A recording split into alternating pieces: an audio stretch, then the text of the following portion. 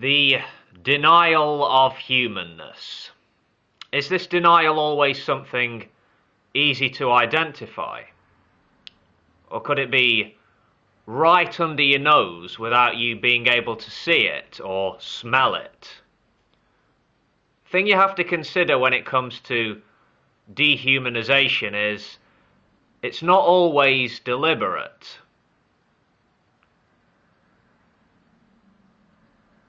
You can say something dehumanizing and you might not even recognize it. How many times have I heard people comparing others to animals? For example, so and so is a pig. No morality, no warmth. Not like us decent, fully human folks who have self-discipline, self-control. So yeah, there's animalistic dehumanization, then there's mechanistic dehumanization. This person is stone cold, or these people or this race are somehow lacking emotion. This person over here is without feelings. He doesn't care about others, doesn't care about the community. This person is not worthy of our compassion. He isn't like us, he doesn't function like us. You know, it's easy to attack someone once you've stripped away certain parts of their humanness, right? Thing is though, there are people who are lacking empathy, and there are people with mental disorders, people who might be viewed as being morally handicapped by some. But having a disorder or having a disability does not make a person less human. A person who is less educated or perhaps less intelligent than you is no less of a human being than you. A woman is no more or less human than a man. An African is no more or no less human than a European. What does it mean to be human? I mean, yeah, we can define ourselves taxonomically. We can classify ourselves biologically, but people come up with all these lists of characteristics that are exclusively human, according to the people who make the lists. But people have different standards, right? And some people see others as not living up to their specific standards of what it means to be human. I've been thinking about this quite a bit recently. Maybe some of my views on this are changing over time, evolving, if you will. Maybe this is more of a complex issue than some would care to admit. There is more than one sense of humanness, and there's more than one kind of dehumanization process which goes on. Yeah. Have you ever heard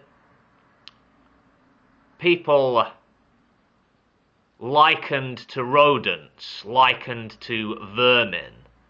I've seen that kind of language on right-wing blogs quite frequently before, actually.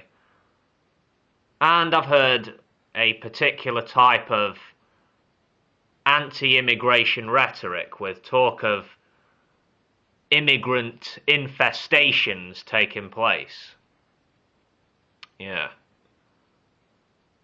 There's a huge danger, I think, which comes with a certain way of thinking. We've seen this throughout history. People from one in-group categorize an out-group in an extremely negative way, excluding them from treatment as would befit true humans, or fully humans, or higher humans, whatever. And I'm not just talking about nations of people doing this to folks from other countries, although this does happen, of course. It also happens to ethnic groups, religious groups, gay people, women, etc.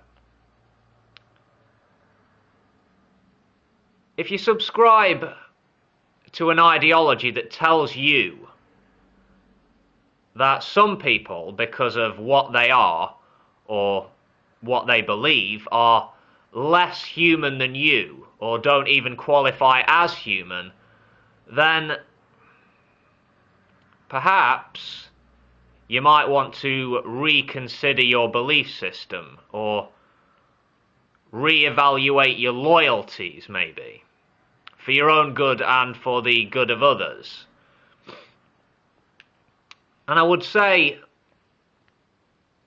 beware of leaders, of governments that speak of evil enemies or barbaric societies.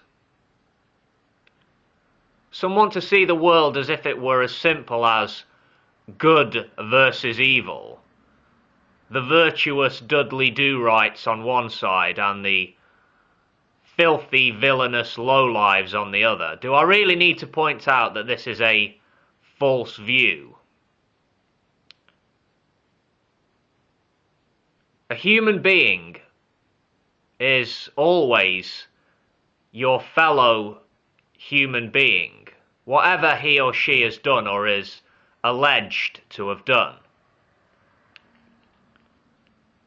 The amount of damage done to human beings, to families, to communities by dehumanization can't really be measured, can it?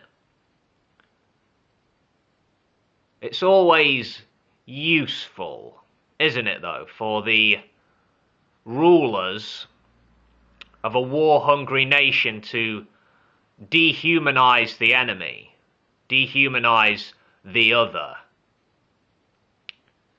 If you can reduce a person to a thing, so to speak, then maybe you can justify doing anything to that thing. And I do mean anything. Manipulative, powerful leaders have been able to convince people to break or dispose of their moral codes and become killers. Minds can be fucked with. People can be turned. Please bear this in mind, and I'll see you later.